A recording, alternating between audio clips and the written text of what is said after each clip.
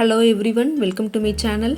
In today's video, I'll be showing you how to cook dals effectively while managing their anti-nutrients.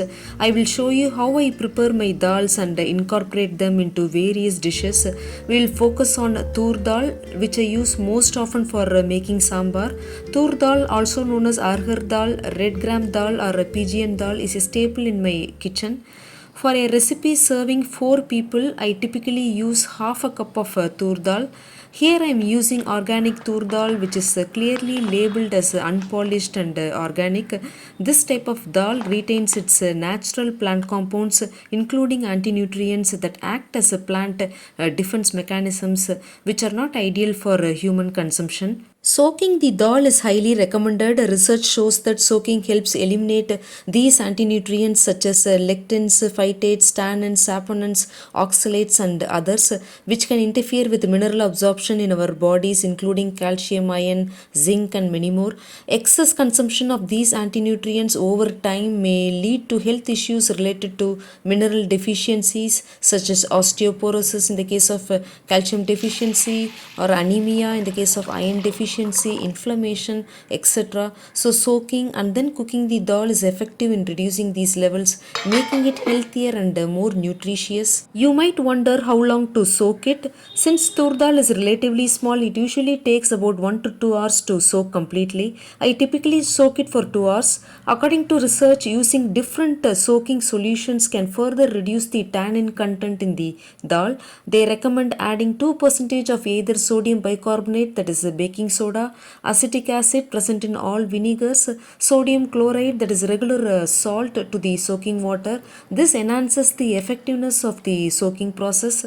Instead of soaking the dal in plain water, I sometimes add a few crystals of sea salt or a few drops of natural apple cider vinegar, which contains acetic acid, to make the process more effective.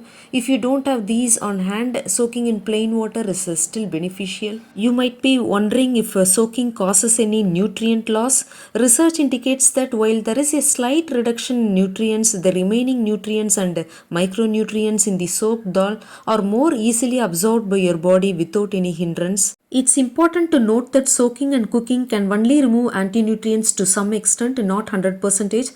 However, this is okay because research also suggests that these anti-nutrients can provide health benefits, including antioxidant, anti-cancer properties when consumed in a moderate amount. So incorporating some level of anti-nutrients as part of our meal is acceptable. On days when I'm unable to soak the dal and proceed with direct cooking, I don't worry too much about it. Okay, now the tur dal has been soaking for 2 hours and is now nicely hydrated. Let me drain the soaking water, rinse the dal again, and it is now ready for cooking. In a saucepan, I am adding 2 cups of water. For the variety I am using, a 1:4 ratio ensures the dal cooks perfectly without drying out. So for half a cup of dal, 2 cups of water are needed. The exact water amount may vary depending on the quality of the dal, so adjust accordingly. Bring the water to a boil, then reduce the heat to low and simmer for 15 to 20 minutes with the lid partly open. After 20 minutes, if the dal needs more cooking, reduce the flame further and continue to simmer. If needed, add a bit more water. After about 10 minutes, the dal should be perfectly cooked. The total cooking time is approximately 30 minutes. During the cooking process, you can enhance the flavor and the texture by adding a few asafoetida, hing crystals and some turmeric. If you are planning to pressure cook the dal, use 1 cup of water or a little less than that for every half a cup of soaked dal when cooking it in a vessel inside the pressure cooker, and allow 4 whistles in medium flame. You can add a pinch of asafoetida, hing, some turmeric and a few drops of sesame oil or any cooking oil to prevent frothing. If you are cooking the dal directly in the pressure cooker without using a separate vessel, increase the water to 1.5 cups to prevent the dal from sticking to the bottom of the cooker. For larger legumes like chickpeas and kidney beans, rajma, it's recommended to soak them overnight and discard the soaking water. Research shows that increasing the soaking period from 2 to 12 hours for chickpeas can reduce anti-nutrients by 47 to 55%.